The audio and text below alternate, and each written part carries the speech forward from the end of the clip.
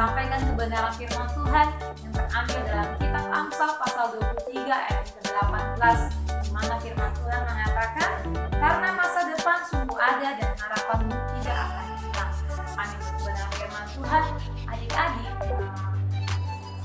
SMP dan Kristen Elim, saya percaya bahwa masa depan kalian akan panjang. Saya percaya banyak dari kalian mungkin ada cita-cita, harapan atau apapun, dan saya akan sampaikan 3 poin atau ketika kamu mau meraih masa depanmu bersama-sama dengan Tuhan, 3 langkah-langkah ini yang perlu adik-adik SMP dan Kristen Elim lakukan. Yang pertama yaitu tidak mudah menyerah dengan keadaan. Nah, mungkin dalam situasi seperti ini, pandemi COVID berakhir, bahkan adik-adik ada yang masih mengikuti sekolah melalui online, maupun ada yang masih offline. Begitu banyak tugas yang adik-adik kerjakan, tapi saya yakin bahwa adik-adik tidak pernah menyerah dengan keadaan, karena kalian semangat melakukan semua tugas, tanggung jawab yang ada di sekolah, dan saya tahu bahwa itu semua kalian lakukan untuk menggapai masa depan kalian nanti. Nah, pada pagi hari ini kita dari poin yang pertama tadi bahwa kita tidak boleh mudah menyerah dengan keadaan. Kak Kesa akan ingatkan adik-adik kembali dengan seorang tokoh dalam Alkitab dalam Perjanjian Lama, di mana kita belajar sama-sama dari Yusuf. Adik-adik tahu Yusuf mengalami begitu banyak perjalanan dalam hidupnya. Ketika dia bermimpi, dia akan menjadi seorang pemimpin bagi saudara-saudaranya, sehingga saudara-saudaranya iri kepada dia, mereka membuang dia ke sumur tua. Kemudian ada orang yang melihatnya, kemudian membawa dia ke rumah Potifar, ada terus berlanjut, kemudian dia menjadi kepala di Mesir. Dan adik-adik, dari melalui kisah-kisah yang Yusuf alami, Yusuf tidak pernah yang namanya menyerah dengan keadaan. Tuhan memakai Yusuf suatu saat jadi berkat bagi saudara-saudaranya, bahkan keluarganya. Dan dari situ Tuhan mengubah kehidupan Yusuf. Dan Kak Kesa percaya dari setiap proses yang Yusuf alami, Yusuf tidak pernah menyerah.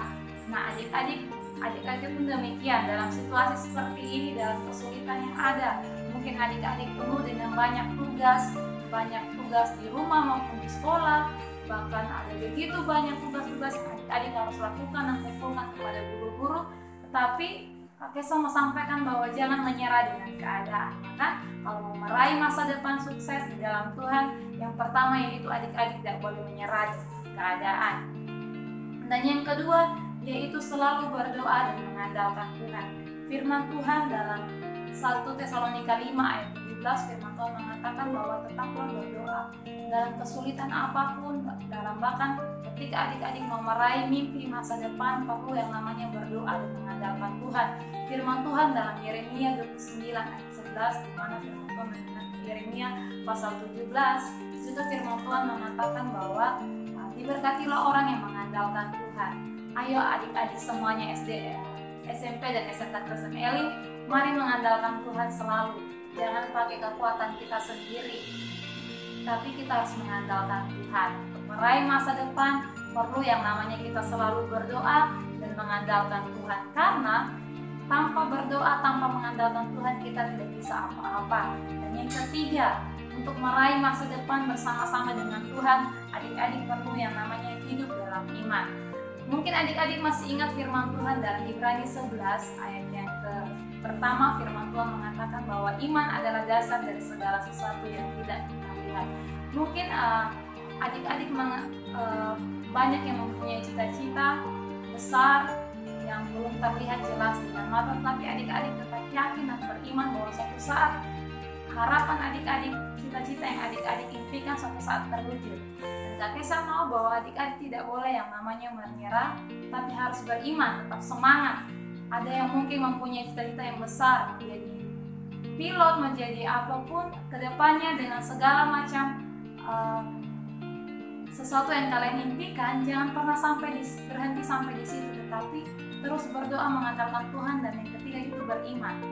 Ketika kamu beriman, maka sesuatu yang kelihatan yang tidak jelas, suatu saat saya percaya bahwa adik-adik pasti akan mengalaminya dengan nyata. Apa yang selama ini kalian gumuli, semuanya akan terwujud. Dan saya percaya bahwa itu semua dalam campur tangan Tuhan. Nah, adik-adik, dari renungan firman Tuhan ini mengajarkan kita bahwa ketika kamu mau meraih masa depanmu bersama-sama dengan Tuhan, yang pertama yaitu jangan menyerah dengan keadaan. sekalipun COVID, sekalipun dalam kesusahan apapun, jangan pernah menyerah dengan keadaan, jangan pernah lelah dengan belajar, jangan pernah lelah dengan mengerjakan tugas-tugas. Oke, saya percaya mungkin kalian capek, tapi ini semua dari masa depan kalian. Dan yang kedua yaitu selalu berdoa dan mengandalkan Tuhan. Karena dengan kekuatanmu sendiri kamu tidak bisa, kamu perlu Tuhan. Dan yang ketiga, hidup dalam iman. Demikianlah firman Tuhan kita pada pagi hari ini. Tuhan Yesus memberkati. Haleluya.